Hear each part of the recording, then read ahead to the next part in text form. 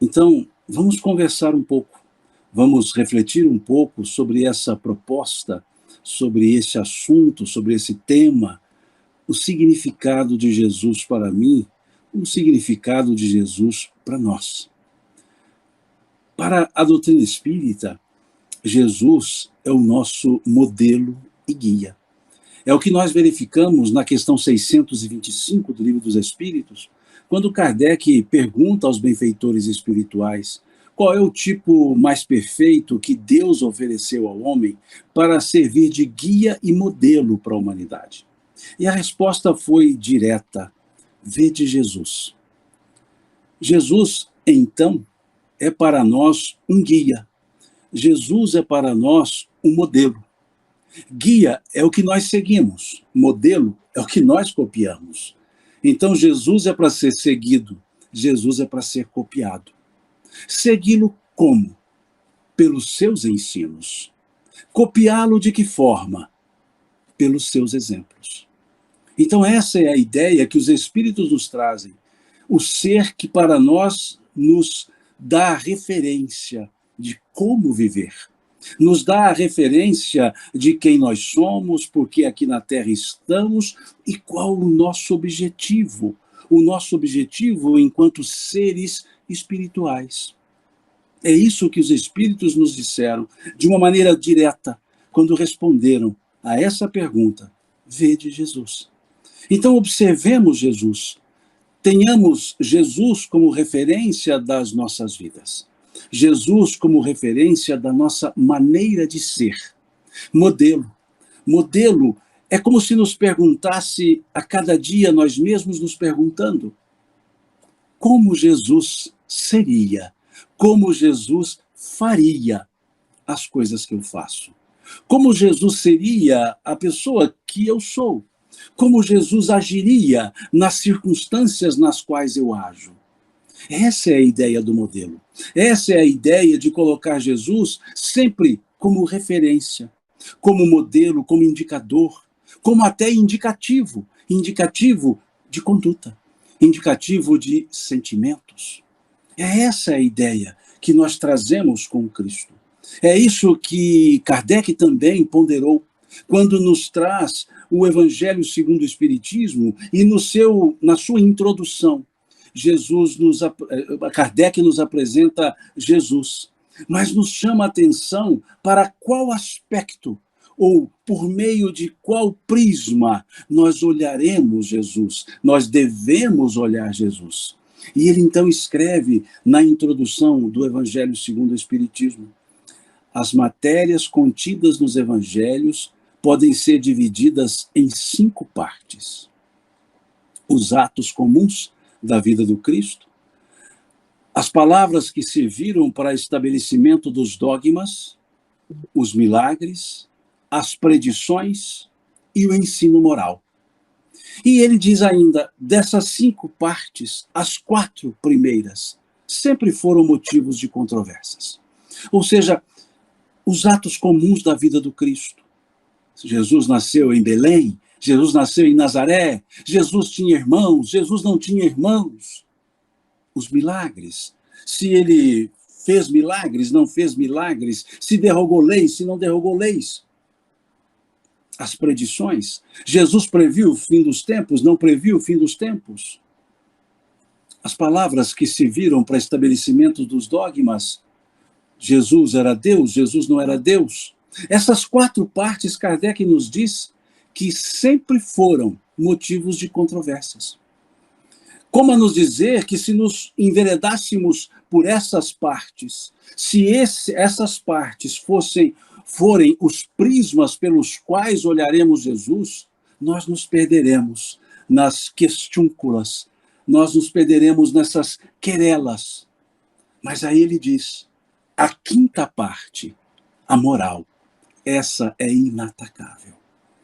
Então nos diz Kardec que o prisma pelo qual devemos olhar a Jesus é o aspecto moral, é o sentido moral que está justamente contido na sua mensagem, nos seus ensinamentos. Está contida a moral nos seus ensinamentos.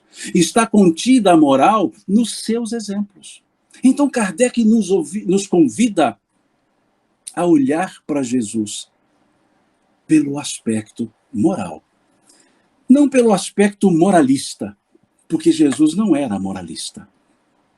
Jesus nos trazia ensinos, nos trouxe ensinos moralizadores, ou até moralizantes, que nos permite exercer um senso de moral, mas não nos impõe uma moral. É uma forma tão sensível, uma forma tão amiga que Jesus utiliza, que ele nos convida a segui-lo. Ele não nos obriga a segui-lo. Jesus não nos coerge a segui-lo. Ele diz: aquele que quiser vir após mim, renuncie-se a si mesmo. Tome a sua cruz a cada dia e me siga. Aquele que quiser. Vejamos esse convite. Ele não disse, siga-me. Ele disse, aquele que quiser vir após mim. Vir após mim, ou seja, ir depois dele, ir atrás dele. Ir atrás dele significa tê-lo à frente, significa tê-lo por referência. Mas ele estabelece uma, eu não diria condição, mas ele estabelece um elemento importante. Ele diz, renuncie-se a si mesmo. Renuncie-se a si mesmo. Como que a nos dizer que para segui-lo nós temos que nos desvestir do personalismo. Nós temos que nos desvestir do eu, para que possamos de interior entender a sua mensagem, perceber a profundidade do seu convite. Por isso, renuncie-se a si mesmo. Mas ele também nos mostra que segui-lo não nos isenta das nossas próprias responsabilidades. Quando ele diz, tome a sua cruz a cada dia. A cada dia. Mostrando-nos o aspecto da temporalidade, mostrando-nos o aspecto do decorrer do tempo, a cada dia. E tomar a sua cruz não é carregar dores, é assumir, é vivenciar as responsabilidades que nós trazemos para nós mesmos quando nos propomos a agir. Então, esse convite do Cristo nos permite olhá-lo, nos permite percebê-lo como alguém que espera por nós, como alguém que nos convida esperando que aceitemos o convite. E é esse Jesus que Pedro, tranquilamente, num ato inspirado, nos revela, conforme o evangelista Mateus nos retrata com precisão no capítulo 16 do seu evangelho. Quando ali, Jesus, depois de aproximadamente 2 anos de ensinos, ele faz uma avaliação do seu trabalho. Ele faz uma avaliação levando os seus discípulos para uma região diferente daquela do dia a dia, da região de Cafarnaum. Ele leva os seus discípulos para Cesareia de Filipe, uma região com altitude mais elevada, uma região com um clima mais ameno, uma região de melhor paisagem, para fazer 2 perguntas a eles. Jesus, reunido com esses discípulos na volta da Fenícia, quando Jesus retornava das terras da Fenícia, para em Cesareia, e ali ele pergunta aos seus discípulos, o que dizem os homens acerca do Filho do Homem? Em outras palavras, ele estava perguntando o que as pessoas estão falando a meu respeito. E os discípulos responderam a Jesus, uns dizem que tu és Elias, outros dizem que tu és Jeremias, outros ainda dizem que tu és João Batista, ou algum dos profetas ressuscitados. Em outras palavras, os discípulos disseram, Senhor, eles ainda não entenderam. E Jesus faz uma segunda pergunta. A essa pergunta dirigida especificamente aos apóstolos e querendo saber a opinião deles. Quando Jesus pergunta a eles, e vós, quem dizeis que eu sou? E o evangelista diz que Pedro, tomando a palavra, disse, tu és o Cristo, o Filho de Deus vivo. Tu és o Cristo, o Filho de Deus vivo. A essa resposta dada por ele, Jesus vira-se para ele e ali naquele momento diz a Pedro: bem-aventurado és tu, filho de Jonas, que não foi a carne e o sangue que tu revelou tais coisas, mas meu Pai que está nos céus. De outra forma, Jesus disse: não foi você, Pedro, não foi a carne nem o sangue que te revelou tais coisas, não veio de você, nem a carne nem o sangue, mas por inspiração de Deus. Foi isso que Jesus disse a Pedro. Bem-aventurado és tu, filho de Jonas, que não foi a carne e o sangue que tu revelaram tais coisas, mas meu Pai que está nos céus. Mostrando-nos então que essa revelação de Pedro trouxe-nos uma nova dimensão para o entendimento de Jesus. Ele não respondeu, Pedro, não respondeu: tu és Jesus, filho de José, filho de Maria. Ele não disse isso. Ele traz uma outra forma, dizendo: tu és o Cristo. Ali mostrando uma dimensão que não teria fim. Não seria uma encarnação. Seria o Cristo, Christos, o ungido, o enviado, o mensageiro. Ali, naquele momento, Pedro nos mostra o que realmente era Jesus. O Cristo. Aquele enviado do Pai. Aquele que cuidava de nós e continua cuidando de nós. Tu és o Cristo, o Filho de Deus vivo. Revelando ainda uma outra feição para o entendimento sobre Deus. O Filho de Deus vivo. Não era o Filho vivo de Deus, era o Filho de Deus vivo, ou seja, o Deus presente, o Deus imanente, o Deus que reverbera em nós mesmos. Por isso esse momento é o divisor de, por assim dizer, divisor de águas. Porque ali, diz o evangelista, a partir de então, começou Jesus a dizer aos seus discípulos que convinha ir a Jerusalém, padecer dos anciãos, ser morto e ressuscitar ao terceiro dia. E o apóstolo Pedro diz a ele: Senhor, de maneira nenhuma deixaremos que tais coisas te aconteçam.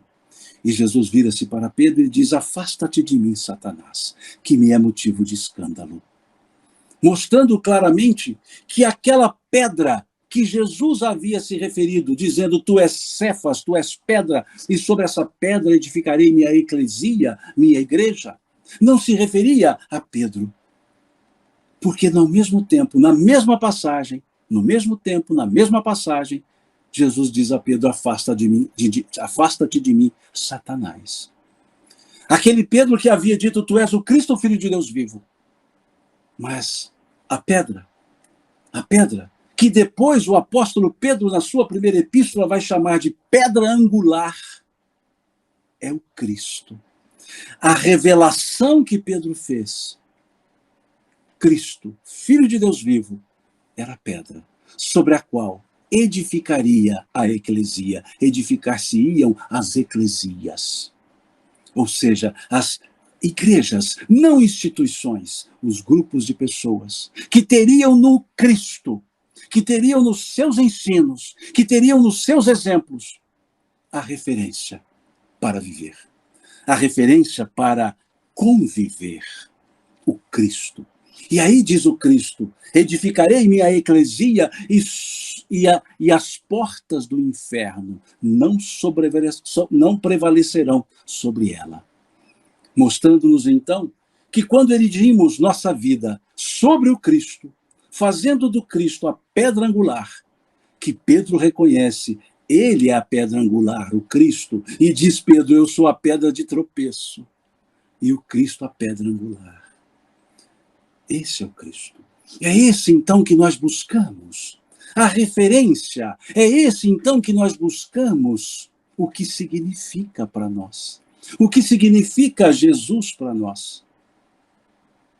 De imediato, diremos, significa para nós o Cristo. Significa para nós aquele enviado do Pai. Aquele que desde a criação da terra já havia assumido a responsabilidade de cuidar de nós.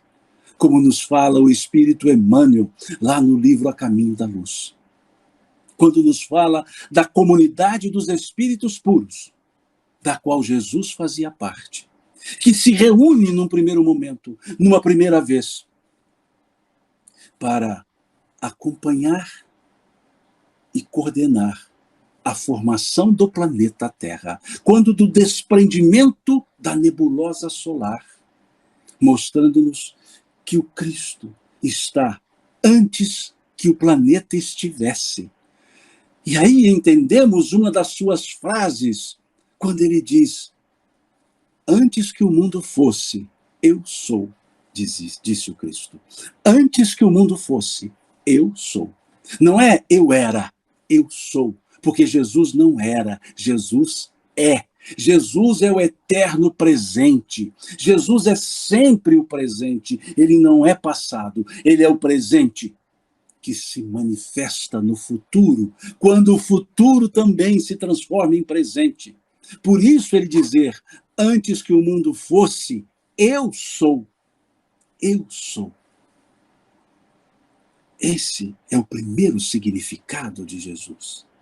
Não um ser histórico somente, não um ser que nasceu numa data, manteve-se encarnado num período, desencarnou-se numa outra data.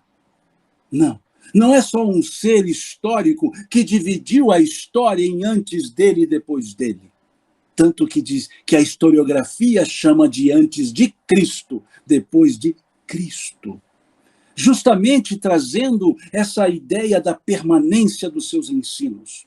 As palavras de vida eterna, que foi assim dito pelo apóstolo Pedro, quando Jesus disse a eles que era necessário ir, quando Jesus disse a eles que precisava ir primeiro. E Pedro diz a ele: Senhor, se tu fores, com quem nós ficaremos? Pois se só tu tens as palavras de vida, só tu tens as palavras de vida eterna. As palavras de vida eterna é justamente o símbolo do Cristo. Aquele que nos disse: estarei convosco até a consumação dos séculos. Aquele que disse: não vos deixareis órfãos. Aquele que disse: não se turbe o vosso coração. Credes em Deus, crede também em mim. Esse significado maior, o Cristo. Mas o que mais ele pode significar para nós? O que mais significa Jesus para nós? Significa a humildade. Jesus significa a humildade. Aquele ser das esferas crísticas, aquele ser que na segunda reunião da comunidade dos espíritos puros decidiu-se a sua vinda aqui para a Terra. Aquele ser cuja envergadura espiritual nós não somos capazes de abarcar. Vem à Terra, encarna-se na Terra, vem ao mundo de provas e expiações. Ele, o Espírito puro, veio ao mundo de provas e expiações, nesse ato de humildade. Aquele médico que veio para as almas doentes, aquele pastor que veio para cuidar do seu rebanho, para cuidar das suas ovelhas. Essa humildade de encarnar, e uma humildade tão significativa, que quando os anjos dos céus vão narrar o seu nascimento, aqueles pastores simples, conforme nos relata o evangelista Lucas, lá no capítulo 2 do seu evangelho. Diz o evangelista Lucas que aqueles anjos dos céus dizem aos pastores: eis que vos trago novas de grandes alegrias, pois hoje, na cidade de Davi, vos nasceu o Senhor, Cristo, o Salvador, Jesus, o Salvador. Vejam que beleza.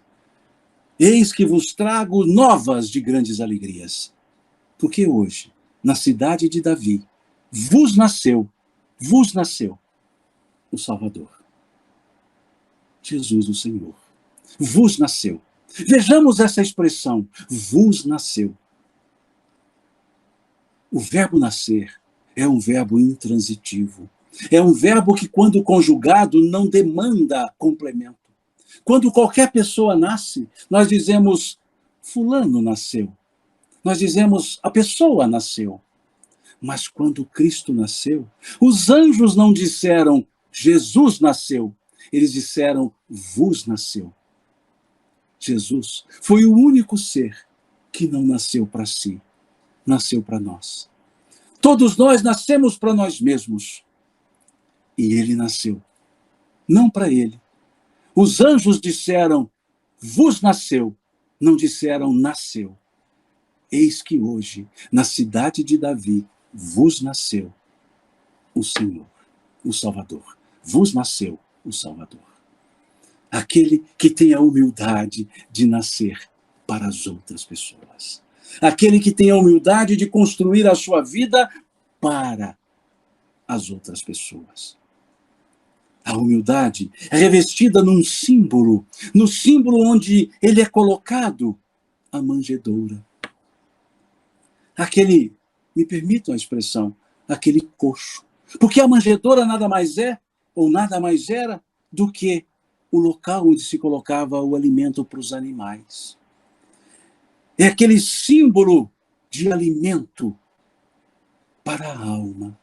Que ele mesmo, assim, sobre ele diz, o pão vivo descido dos céus.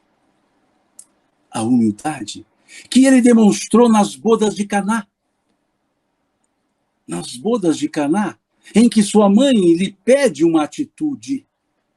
E ele, que era filho, mas era o Senhor, porque é o Espírito puro. Mas ali, o Espírito puro, embora dizendo à sua mãe, ainda não é chegada a minha hora, atende ao pedido da mãe, naquilo que chamamos de obediência filial, de obediência do filho, de respeito do filho pela mãe. A mãe, que ele dela era o Senhor, quando é, como ela mesmo diz, quando com ele se encontra, depois que ele se apresenta após crucifixão, ela o chama por Senhor. E ele ainda a chama por mãe. Reconhecendo a sua condição de filho, uma humildade. A visita que Jesus faz aos diversos publicanos, a Levi, a Zaqueu, mostrando uma relação de horizontalidade. Ele, que era o ser superior, se colocava na horizontalidade das relações humanas. Ele, que foi dizer que não eram os sãos que precisavam de médicos, mas os doentes. Ele, que convivia com aquelas pessoas que eram rechaçadas pela comunidade, pela sociedade. Não convivia por rebeldia, convivia porque eram essas pessoas que ele buscava. Eram essas pessoas que ele queria mostrar o caminho. E também aqueles outros orgulhosos, que ele chamava de ovelhas desgarradas da casa de Israel. A humildade de lidar com as pessoas, ensinando-as. Quantas vezes necessárias fossem, ele as ensinava.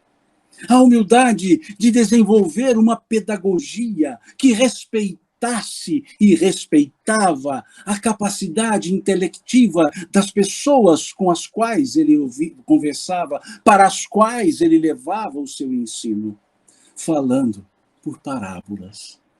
Tendo a serenidade e a humildade por falar por parábolas. E explicando aos seus discípulos por que ele falava por parábolas. Explicando aos seus discípulos porque eles vendo não veem e ouvindo não ouvem.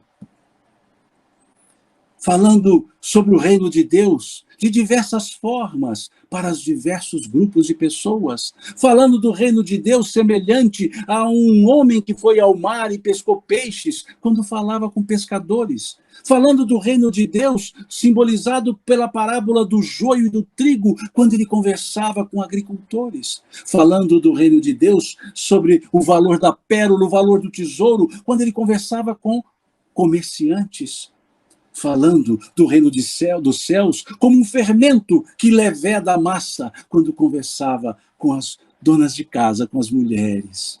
Ele que falava a linguagem dos que o ouviam. Ele que tinha essa humildade para calibrar a sua mensagem em conformidade com os ouvidos que ouviam a sua mensagem. Essa humildade que também nos mostrou Jesus, que não é subserviência, que mostrou-nos também Jesus, que não é uma vaidade. Porque muitas vezes a vaidade se coloca sob a humildade. É uma vaidade travestida de humildade. E Jesus foi mostrar isso. Quando chamaram-no, lá naquele momento que ele lavava os pés dos discípulos, chamaram-no por Mestre e Senhor. Ali ele nos mostra, dizendo o apóstolo Pedro, Mestre e Senhor, Jesus responde, vós me chamais Mestre e Senhor e dizeis bem, eu sou. Ele não tinha hipocrisia do pseudo humilde, porque ele era o mestre. Ele não valeu-se de uma pseudo-humildade que muitos diriam, que isso, Pedro? Eu, mestre, eu vim aqui para aprender com vocês. Não, se Jesus dissesse isso, ele seria hipócrita. E ele não era. Mas quando foi chamado por bom Senhor, quando um jovem diz a ele, bom Senhor, o que devo fazer para ganhar a vida eterna? E Jesus diz a ele, por que me chamais bom? Bom só há um, Deus que está nos céus. Quando chamaram-no por mestre, ele aceita. Quando chamam-no por bom, ele não aceita. Porque o humilde sabe quem é. O humilde sabe até onde pode ir. O humilde sabe até aonde pode ir. O humilde sabe o lugar que ocupa. O humilde não vai além, mas não fica aquém. Ele não transige. Ele não se omite. E no mesmo momento que foi chamado Mestre e Senhor, ele traz um outro ensino de tamanha humildade. Quando diz a eles, vós me chamais Mestre e Senhor e dizeis bem, e faço essas coisas para que vós as façais também. Ele ali lavava os pés dos seus discípulos.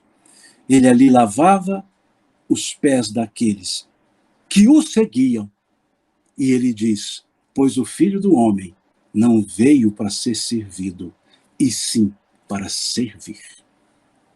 Então, Jesus significa para nós a humildade. E o que mais Jesus significa para nós? Significa a exemplificação. A exemplificação, porque Jesus era um exemplo de exemplo. Jesus, tudo que ele fazia era ensinando, tudo que ele ensinava era fazendo, mostrando-nos que não basta saber, é preciso fazer. Mostrando-nos que não basta ensinar, é preciso exemplificar. E ele exemplificava. Nesse caso, lavando os pés dos apóstolos. Ele exemplificava quando foi procurado, ele deu valor ao exemplo, melhor dizendo, quando foi procurado pelos discípulos de João o Batista, que sabendo João o Batista, que Jesus estava pregando, ele mandou 2 dos seus discípulos, porque João já estava no cárcere, e ele então enviou 2 dos seus discípulos, um deles, André, o irmão de Pedro, e o outro presume-se, João, o filho de Zebedeu. E envia esses 2 discípulos para perguntar a Jesus se ele era o Messias. E chegam esses 2 discípulos e perguntam a Jesus, Jesus, João nos enviou para saber se tu és aquele que havia de vir. E Jesus responde aos 2 discípulos, voltem e digam a João as coisas que vocês veem e que eu faço. os cegos veem, os surdos ouvem, os coxos andam. Em outras palavras, Jesus estava dizendo: contem a João o que eu estou fazendo, e ele vai saber se eu sou ou não aquele que havia de vir. Jesus, que primou pelo exemplo, chamando a atenção de pessoas que ouviam os doutores da lei. Num certo momento, quando um dos doutores da lei pregava, Jesus se referiu à multidão, dizendo: ouvi e praticai tudo o que eles vos dizem, mas não façais em conformidade com o que eles fazem, pois vos dizem uma coisa e fazem outra. Ouvi e praticai tudo o que eles vos dizem, mas não façais em conformidade com o que eles fazem, pois vos dizem uma coisa e fazem outra. Jesus dizia e fazia, fazia e dizia. Tamanha a sua exemplificação, que o evangelista Mateus, quando narra o Sermão do Monte, encerrando o Sermão do Monte, no capítulo 7 do Evangelho de Mateus, Mateus percebe a reação daqueles que ouviam a Jesus naquele momento. Mateus, observando as pessoas, escreveu: e todos se admiravam dos seus ensinos, porquanto ele ensinava como quem tinha autoridade, diferentemente dos fariseus. E todos se admiravam da sua doutrina, porquanto ele ensinava como quem tinha autoridade, diferentemente dos fariseus. Porque os fariseus falavam, mas não faziam. Ensinavam, mas não vivenciavam. E a autoridade de Jesus vem justamente dos exemplos que ele dava. Como bem nos lembra um benfeitor espiritual no Evangelho segundo o Espiritismo, quando ele diz: a verdadeira autoridade, a autoridade legítima, é aquela que se apoia no exemplo que se dá do bem. A verdadeira autoridade, a autoridade legítima, é aquela que se apoia no exemplo que se dá do bem. E Mateus percebe isso e escreve: e todos se admiravam da sua doutrina, porquanto ensinava como quem tinha autoridade, diferentemente dos fariseus. É o que nós dizemos, autoridade moral. A autoridade filha do exemplo, e não a autoridade filha da força. Esse era uma das formas com a qual Jesus ensinava, demonstrando. Então, o que significa ainda Jesus para nós? Exemplificação. O que mais significa Jesus para nós? O amor. Jesus significa para nós o amor. Mas o amor da forma que nós chamamos de ágape. Aquele amor que não é um amor exclusivista, que não é um amor por interesses, que não é um amor de epitélio, de pele, de sensações. Ele simboliza o amor verdadeiro, aquele amor da transcendência, aquele amor que o apóstolo Paulo foi dizer: constrange-nos. Quando ele disse: o amor do Cristo nos constrange. Não é nos constrange no sentido de nos intimida, é que nos constrange no sentido de que nos sentimos tão ali, nas suas mãos, que queremos ficar ali. E nos constrange, porque nele nós percebemos que nós não amamos, que nós muitas vezes nos apaixonamos, mas não temos esse senso profundo do amor. Como esse amor decantado, cantado, poetizado até pelo apóstolo Paulo na sua carta primeira aos Coríntios, lá no capítulo 13, quando ele nos descreve o amor, quando ele nos diz: de nada adianta falar a língua dos homens e dos anjos se não tiver amor. Serei como um sino que tange ou um metal que retine. Ainda que eu tivesse todos os dons, inclusive o da profecia, se eu não tivesse amor, eu nada seria. Ainda que eu distribuísse todos os meus bens, se eu não tivesse amor, de nada me adiantaria. O amor é benigno. O amor não se ensoberbece. O amor não se ufana. O amor tudo ama. O amor tudo crê. O amor tudo sofre. O amor tudo suporta. Vejam, é esse o amor que o Cristo nos simboliza. É esse amor que o Cristo significa. Um amor que não se verbaliza necessariamente, mas um amor que exala necessariamente. Como vemos naquela passagem da mulher do fluxo de sangue. Uma mulher que por 12 anos padeceu de uma hemorragia. Uma mulher que se debilitou justamente por essa hemorragia, chamada de mulher hemorroísa, mulher do fluxo de sangue, mulher hemofílica. Mas o fato era que aquela mulher, debilitada, soube que Jesus estava passando e disse para si mesma: não conseguirei chegar até ele, mas se eu conseguir tocá-lo, eu serei curada. E assim ela faz. E o evangelista Lucas relata essa cena com maestria. Ele diz que essa mulher, chegando por trás, tocou a borda da túnica do Cristo. Chegando por trás, não vista, não percebida, chegando por trás, tocou a borda da túnica, a parte externa, a parte superior da túnica, a parte mais externa da túnica. E olhamos o verbo, tocou, tocou. E nesse momento que ela toca a borda da túnica, Jesus diz: para, alguém me tocou. E um dos seus discípulos diz a ele: Senhor, como tu dizes alguém me tocou, se todos te empurram? E ele responde: alguém me tocou, pois de mim saiu virtude. Em outras traduções, pois de mim saiu poder.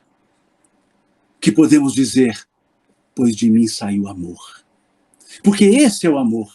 Esse é aquele que exala. O amor não é direcionado, não tem pronome possessivo. Não é meu amor, não é seu amor, não é nosso amor. É amor. O verbo amar, na nossa gramática egoísta, é chamado de verbo transitivo, porque diz nossa gramática que quem ama, ama alguém. E nos fala Jesus que quem ama, não ama alguém. Quem ama, ama. Quem ama, ama a todos. Quem ama, somente ama. E o amor é exalado. E o amor transborda. O amor da compaixão que ele demonstra numa atitude que o evangelista grafa com precisão. E Jesus, olhando a multidão, movido de compaixão, chorou. Quando se deu isso? Em Betânia. Quando, aspas, da morte de Lázaro, da não morte de Lázaro. Porque o Cristo havia dito por diversas vezes no caminho para Betânia: Lázaro não morreu, Lázaro dorme.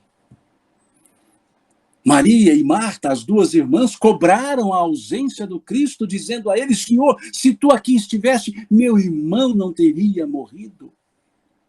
E Jesus apenas diz: onde está Lázaro? Leve-me a Lázaro. E aí diz Marta: mas ele já está no sepulcro há 4 dias. Ele: leve-me a Lázaro. Ele não disse: leve-me ao sepulcro. Ele diz: leve-me a Lázaro. E aqui, naquele momento, quando ele olha a multidão, aquela multidão em choro, aquela multidão em desespero, em desamparo, diz o evangelista, e Jesus, olhando a multidão, movido por compaixão, chorou. Chorou pela morte de Lázaro? Não, porque ele sabia que Lázaro não havia morrido. Até mesmo, se aceitássemos a ideia que Lázaro teria morrido e que Jesus poderia ressuscitá-lo, mesmo assim, se tivéssemos isso a título de suposição, se assim fosse, não caberia choro também para Jesus, porque se ele sabia que poderia ressuscitá-lo, ele também não choraria. Mas Lázaro não havia morrido. Diz então: Lázaro dorme. E o choro não foi então por Lázaro, o choro foi pela compaixão, porque compadecer é padecer junto, é sentir o outro. Jesus, no ato de amorosidade, ali revestido de empatia, ele sente o que as pessoas estavam sentindo, ele traz para si aquilo que as pessoas sentiam e chora compadecendo-se com elas. Só o ser que simboliza o amor, só o ser que traz o significado do amor, se compadece. Na sua flagelação, o Cristo demonstrou amor não revidando, não se exaltando. E quando içado à cruz, do alto da cruz, já com dores dilacerantes, já quase que asfixiado, o ato de amor é ele dizer: Pai, perdoa-os, eles não sabem o que fazem. Perdoa-os, eles não sabem o que fazem. É o amor. O amor que ele foi nos dizer, pedindo-nos que tentássemos exercê-lo, quando ele diz: um novo mandamento eu vos dou, que vos ameis uns aos outros, como eu vos tenho amado. Não é só vos ameis uns aos outros, porque isso já estava na lei. Amar a Deus e amar ao próximo já estava na lei. Então não seria um novo mandamento ele dizer amar o próximo? Que novo mandamento é esse? É amar ao próximo, mas o novo mandamento era como eu vos tenho amado. Ele já nos dava uma outra dimensão para aquele mandamento amar ao próximo. Ele dizia que vos ameis uns aos outros como eu vos tenho amado. Com o amor que ele tem amado. Que ele nos amou. Então, o que significa o Cristo para nós? A humildade, a exemplificação, o amor. O que mais significa o Cristo para nós? A paz. Significa a paz. Não a paz que entendemos existir como ausência de problemas. Não a paz como significado de ausência de conflitos. Não. Porque ele foi nos dizer: eu vos deixo a paz, eu vos dou a minha paz, mas não vou-la dou como o mundo a dá. Mostrando-nos que existe a paz do mundo e existe a paz nele. Existe a paz do mundo que Emmanuel, lá no capítulo, salvo engano, 57 do livro Palavras de Vida Eterna, chama de preguiça rançosa. Preguiça rançosa. Porque achamos que paz é a inércia, porque achamos que paz é esse estado de calmaria absoluta. E Jesus foi nos dizer: não vou-la dou como o mundo a dá. E depois ele ainda nos diz: tenho-vos dito isto para que em mim tenhais paz, pois no mundo tereis aflições, mas tende bom ânimo, eu venci o mundo, disse ele. Ter paz em Jesus é a paz de consciência, é a paz do nosso interior. Jesus teve tantas dificuldades exteriores, no seu martírio, dores, como disse, dilacerantes, açoitado, aviltado, machucado, mas estava em paz. Porque nos fala Emmanuel, lá no livro Fonte Viva, lá no capítulo 136, diz Emmanuel: a paz decorre da quitação da consciência para com a vida. A paz decorre da quitação da consciência para com a vida. E Jesus sempre esteve quite para com a vida. Simboliza, significa essa paz que devemos buscar no interior de nós mesmos. Essa paz da consciência. Essa paz da serenidade interior para levá-la às adversidades exteriores. A paz não vem de fora, a paz vem de dentro. A paz é a atitude ante as circunstâncias. A paz é o sentimento ante as dificuldades ou facilidades. A paz é justamente o que Jesus transbordava. Aquele ser que, quando chegava, acalmava, serenava, não atormentava. A paz que em silêncio acalmava, que falando acalmava. O que mais significa Jesus? O que mais significa Jesus? Pureza de coração. Pureza de coração naquele sentido das bem-aventuranças. Bem-aventurados os puros de coração, porque verão a Deus. E Jesus via Deus. Via Deus em cada pessoa. Via Deus se manifestando em cada ser criado por Deus, por Ele criado. Jesus via Deus vendo a potencialidade das pessoas. Ele reúne 12 homens. Os 12 melhores homens. Os 12 melhores homens que ele viu na Palestina. Os 12 melhores. Um traiu, um negou, e todos fugiram quando ele foi preso. Olha que homens bons, os melhores. Um trai, um nega e todos fogem quando ele é preso. Mas o que Jesus viu neles a potencialidade. Viu neles as pessoas que tinham medo, as pessoas que se amedrontavam, mas viam neles também as pessoas que, quando enxergassem, cresceriam. Como ele disse a Pedro, quando Pedro estava com Jesus e os outros apóstolos na noite da prisão, naquilo que ficou conhecido como a grande ceia, a última ceia, naquele momento que Jesus dizia que seria traído, que seria abandonado. O apóstolo Pedro diz a ele: Senhor, nunca te abandonarei. Irei contigo onde fores, até a morte. E Jesus vira-se para Pedro e diz: Pedro, os espíritos das trevas querem fazer-te cirandar, como o vento ciranda o trigo. Mas eu orei ao Pai, para que a tua fé não desfaleça. Tu, quando te converteres, cuida dos teus irmãos. E te digo mais, hoje ainda, antes que o galo cante, negar-me-ás 3 vezes. Olha que belíssimo. Olha que passagem belíssima narrada pelo evangelista Lucas. Narrada por Lucas. Pedro, os espíritos das trevas querem fazer-te cirandar, querem fazer-te dobrar, circular, como o vento ciranda o trigo. Mas eu orei ao Pai, para que a tua fé não desfaleça. E olha o que ele diz a Pedro. Tu, quando te converteres, cuida dos teus irmãos. Veja como Jesus enxergava a potencialidade. Porque só um ser puro de coração transcende os defeitos e enxerga as potencialidades. O que mais significa Jesus? Jesus significa a vida. Significa a vida. Não a vida no sentido de existência, não a vida no sentido de encarnação. Jesus simboliza a vida, no seu sentido profundo da imortalidade, daquele dom nos dado por Deus, pelo Criador. Jesus, então, significa essa vida que ele foi nos dizer, muito bem grafado pelo evangelista João.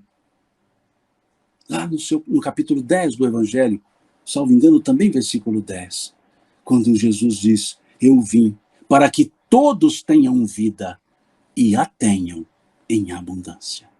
A tenham em abundância, mostrando-nos que a vida é abundante, que a vida não tem fim, que a vida é um constante existir na matéria, existir na espiritualidade. Que a vida, esse dom de Deus, que a vida que advém da eternidade de Deus, carrega em si a imortalidade.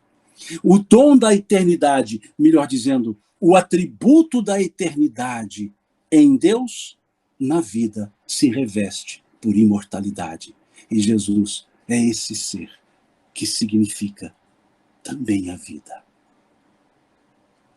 Quantos significados ainda podemos elencar para Jesus? Jesus, então, significa muito. Significa o governador da terra. Significa aquele que nos abraça, aquele que nos espera, aquele que nos acompanha, aquele que nos fortalece, aquele que nos inspira, aquele que nos chama. Aquele que nos chamou e continua chamando quando nos disse: vinde a mim, todos vós que estáis cansados, fatigados, e eu vos aliviarei. Tomai sobre vós o meu jugo e aprendei de mim, que sou manso e humilde de coração. E então encontrareis refúgio para as vossas almas, pois leve é meu fardo, suave é meu jugo. Esse Jesus, que assim, quando assim diz, É como se estivesse com os braços abertos, não na cruz, os braços abertos para nos afagar, para nos abraçar e nos aconchegar no seu peito, no seu coração. Essas palavras que nos dão serenidade, que nos dão segurança. Principalmente para os momentos mais difíceis. Principalmente para aqueles momentos que achamos de obstáculos intransponíveis. Essa voz do Cristo nos chega. Encontrareis refúgio para as vossas almas. Essa voz do Cristo nos chega, vinde a mim. Essa voz do Cristo nos chega, eu vos aliviarei. Esse é o Cristo de Deus. Suave é meu jugo. Esse é o Cristo, esse é Jesus. Esse é aquele que traz todos esses significados para as nossas vidas. É ir ao encontro do Cristo para os momentos diversos da nossa vida. É perceber que Ele nos acolhe, que Ele nos espera e que Ele deixou-nos essa tranquilidade em essência, dizendo-nos: encontrareis refúgio para as vossas almas. Nesse Natal que se avizinha, nessa data de hoje, quase que uma antevéspera do Natal, pensemos em Jesus, pensemos nos significados que Ele tem para as nossas vidas. Pensemos, cada um de nós, e aí sim, podemos usar o título que foi nos sugerido, podemos colocar o que Jesus significa para mim, que cada um de nós perguntemos dessa forma, o que Jesus significa para mim. E aí sim, teremos um Natal rico em espiritualidade, rico em esperança, rico sob o amparo de Deus. Muito obrigado pela oportunidade de aqui estar